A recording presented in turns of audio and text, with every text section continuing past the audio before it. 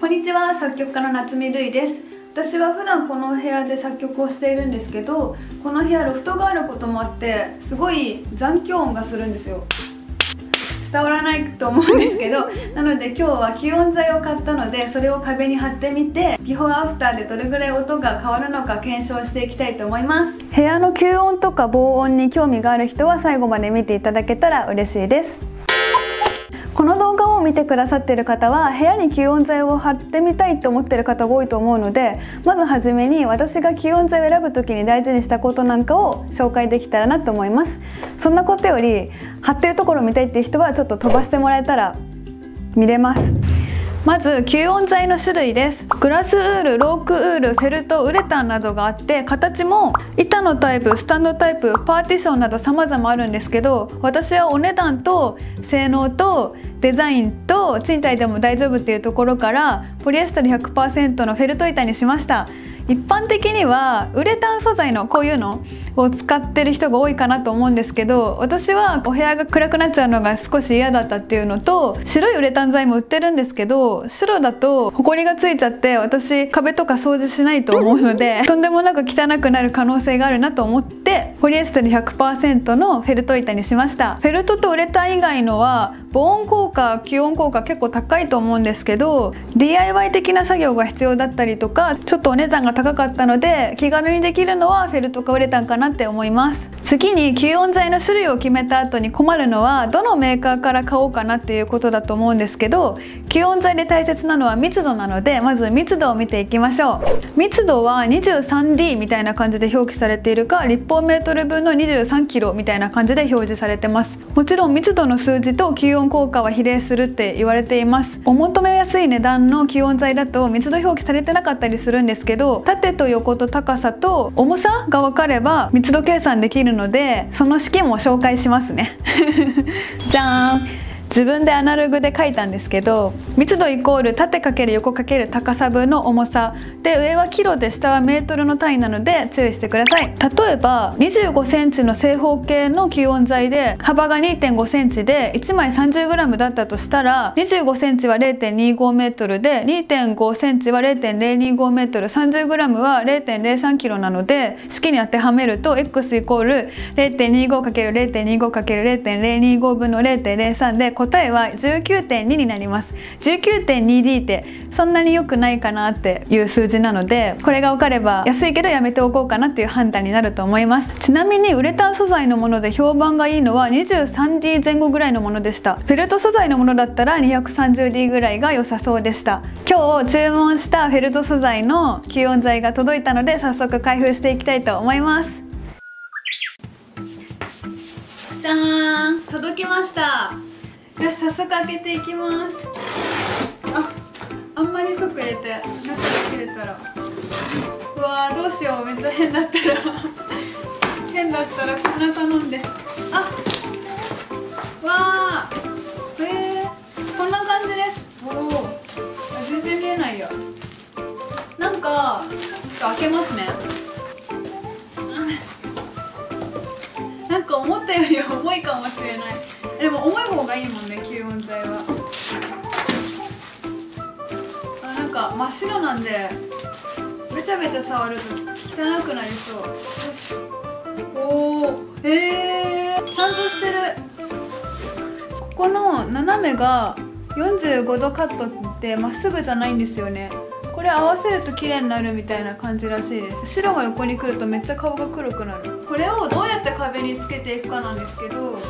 の虫ピンって言われるめっちゃ細い釘を打って壁に固定するみたいです。賃貸って多分1ミリ以下の穴だったら開けて OK って大家さんが言ってること多いと思うんですけど、虫ピンはだいたい 0.7 ミリだから大概大丈夫だと思う。うわー、なんか思ったより可愛くて嬉しい。可愛くはないか思ったより綺麗で嬉しいです。つけていくの楽しみ。ではつけていきましょう。90度に貼らないと普通に考えて曲がっていってしまうので、私はこういう90度が分かる定規と、譜面書く人とかが和製とかやってる人がよく使う 0.7 ミリの B のシャーペンを使ってます。フェルトは厚さが1センチくらいなのでとても虫ピンを打ち込みやすかったです。四隅に打たなくても2箇所打ち込めば十分でした。私不器用なんですけど、それでもこんな感じで結構綺麗に貼れた気がします。貼る場所の優先順位なんですけど、調べたところ6畳ぐらいだったらスピーカーの後ろが一番重要みたいです。スピーカーの後ろ、側面、スピーカーの正面、天井っていう順番が無難なのかなと思いました。ちなみにこの作曲部屋の紹介動画も作っているので、よかったら見てみてください。たまに釘が入らない場所がありますね。壁をノックして低いドンドンっていう感じの音の時は大丈夫で、高いコンコンっていう感じの音の時は入らないことが多いので、そういう時は刺す場所を変えました。サイズが合わない時は切るんですけど、これがちょっと大変でしたね。密度が高すぎてカッターのみでは切れないんですよね。私はハサミとナイフとカッターを駆使して切りましたが、側面汚いです。45度にカットできる機材じゃなくて工具もう売ってるみたいなので、ちゃんとしたい人はそれを買うのがいいかもしれません。私は今回吸音効果を期待しているので、防音については考えていないんですが、防音や遮音をしたい人はこの吸音シートの下に防音シートっていうのを重ねた方が良いと思います。防音シートは重い方が効果があると言われていて、貼るのがちょっと大変かもしれないんですけど、一回頑張って貼ればその後安心して音出せると思えば、頑張って貼る価値はあるかなと思いました。貼り終わりました。仕上がりはこんな感じです。これいくらでも貼れるじゃないですか。もっと上にも貼れるし、下にも貼れるし、半年間入ってないロフト上がっていない。多分天井にもつけた方がいいんですけど、36枚しか今回買ってないので、こんな感じの範囲で貼りました。では肝心のビフォーアフターを聴き比べていきたいと思います。どうやって撮ったかっていうと、このスピーカーから曲を鳴らして、普段自分が聴く場所からこうやって録音しただけなので、どれぐらい信憑性があるかちょっと不明なんですけど、一旦聴き比べてみましょう。